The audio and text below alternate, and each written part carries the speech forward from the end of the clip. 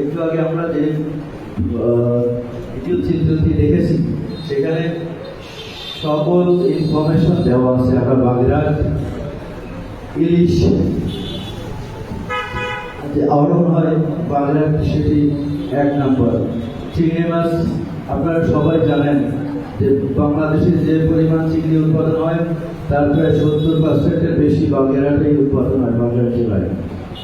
আমরা আজকে এখানে আসার যে কথাগুলো আমরা এখানে বলছি, এই কথাগুলি সর্বপ্রথম বাংলাদেশের জাতির উদ্দেশ্যে আমাদের শহীদ প্রেসিডেন্ট জিয়াউর রহমান বলে গেছিলেন। শহীদ প্রেসিডেন্ট জিয়াউর রহমানকে স্মরণ করছি আজকের এই অনুষ্ঠানে। তিনি সর্বপ্রথম বাংলাদেশের কৃষক জেলেদের পাশে ছিলেন।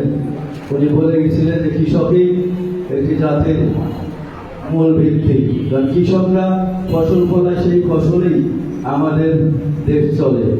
আপনারা সবাই জানেন শহীদ প্রেসিডেন্ট জিয়াউর রহমান জাতির উদ্দেশ্যে বলেছিলেন, আপনারা প্রতিটি বাড়িতে পুকুরে মাছ চাষ করবেন, ঘরে ঘরে মুরগির ফার্ম করবেন, এবং ওনার উদ্যোগে সারা বাংলাদেশে খাল খনন প্রকল্প শুরু করে উনি এই কৃষি বিপ্লব ঘটিয়ে গেছেন। খাল খননে যেমন ধানের উৎপাদন, আমাদের ফসলের উৎপাদন বেড়েছে, সাথে সাথে সেসব খালে আমরা মৎস্য চাষ করে ব্যবহার করেছি। বলেছেন জেলেদের জন্য যে বরাদ্দ আসে সেটি সঠিকভাবে কারণে আসলে যারা যে বিগত 16 বছর স্বৈর শাসকরা যখন ক্ষমতা ছিল তারা দলীয় করেন নাই, কৃষকদের প্রতি কোনো খেয়াল রাখেন নাই। একটু আগে আমাদের উপজেলা নির্বাহী অফিসার বলে গেছেন খাল দখল করে আছেন, খাল জমি দখল করে আছেন। এই কালচার গত 16 বছর আওয়ামী সরকার করে গেছে। আমরা গত 5ই আগস্টের পরে যখন দেশ শত্রুমুক্ত হয়েছে, কোনোভাবে অনুরোধ করেছি যারা খাল জমি বা খাল দখল করে আছে তাদের অবমুক্ত করার জন্য। আমরা সে দলেরই লোক হোক, খাল অবশ্যই মুক্ত থাকতে হবে। আর যে সকল খাল জমি আছে সেটি যদি কোনো সঠিকভাবে সরকারের কোনো বরাদ্দ নিয়ে যদি কেউ খেতে পারে খাবে, বরাদ্দ না থাকলে অবৈধভাবে কোনো খাল জমি বা খাল আমরা দখল করে খেতে দিব না।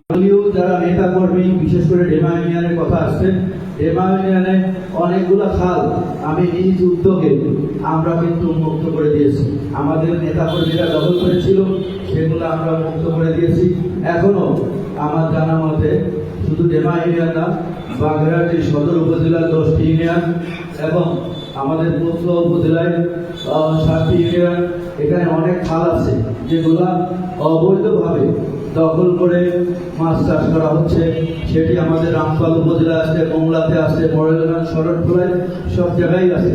আমি জেলা প্রশাসকের সাহেবের কাছে অনুরোধ করব, আপনারা এই খাল অবমুক্ত করে দিবেন। এখানে গরিব কৃষকরা বা জেলেরা তারা যেন উন্মুক্তভাবে মাছ চাষ করতে পারে বা মাছ ধরে তারা তাদের জীবিকা অবলম্বন করতে পারে।